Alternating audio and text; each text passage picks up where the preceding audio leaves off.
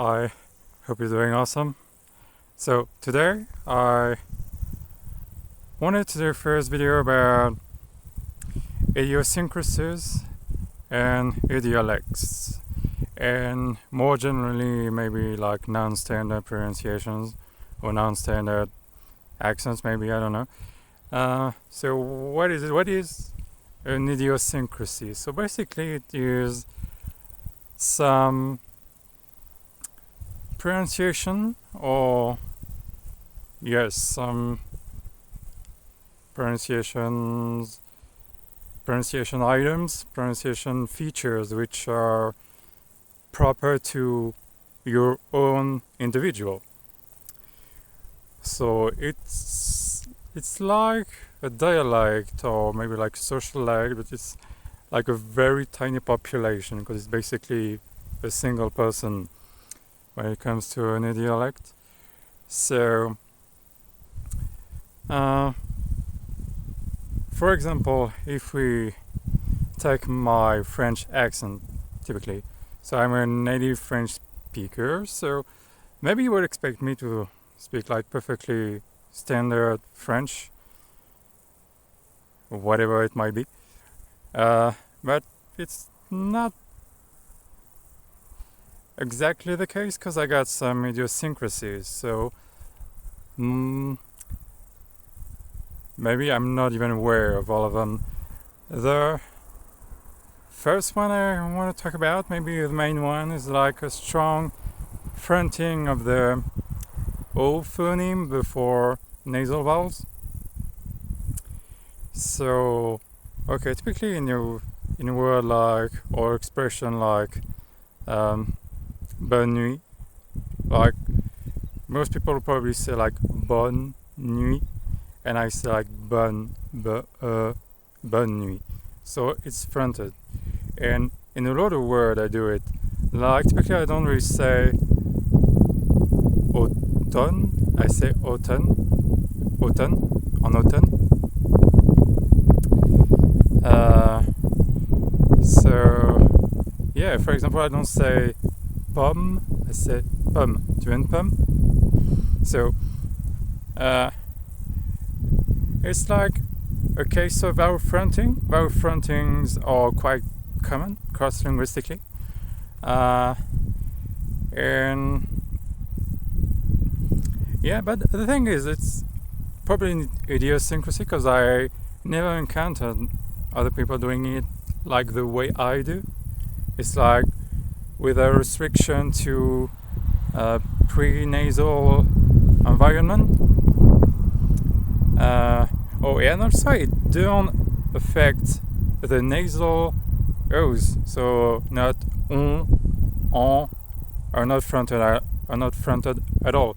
So that's why it is also rarer in French to encounter this context, because you have like, it's only because like final schwa historically has been dropped at the end of words in my dialect.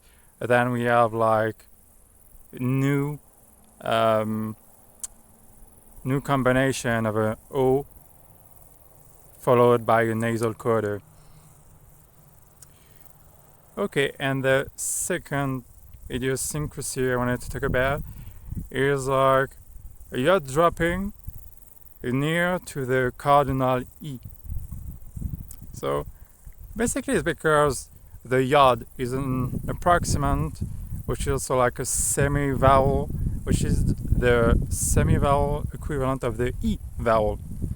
So when we have like a cluster of like, or sequence of an E and a yod, or yod of an E, I kind of tend to like smooth it all and just pronounce the cardinal E and not a combination with a yod.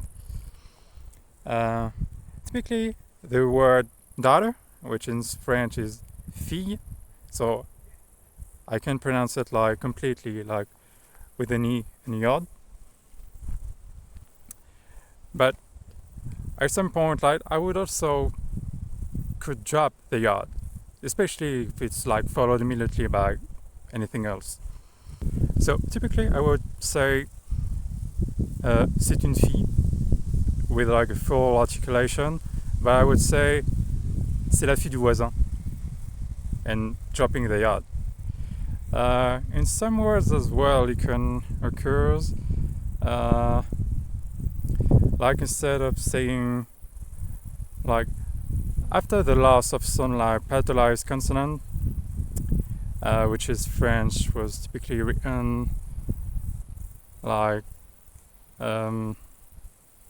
GN for the ñ sound, but it's been reduced to like N plus J, and so if you had like N plus J plus E, it's dropped as well. Typically the word like the equivalent of company in French, compagnie, and not compagnie, not compagnie, compagnie, like with just the articulation of an N and E.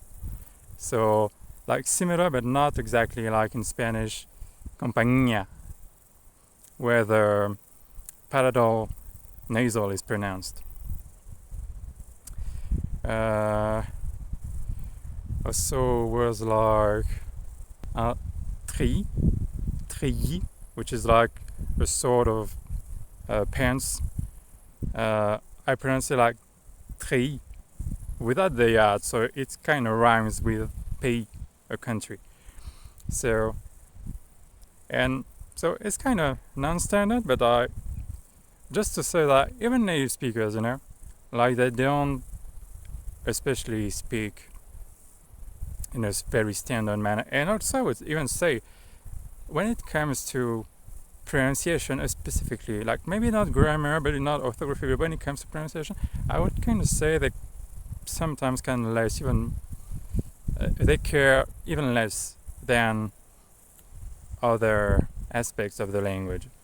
So like don't worry too much. Like even native speakers, we speak in our own way, so speak your own way as well. Just try to feel comfortable when you speak. That's all for today, and see you next time.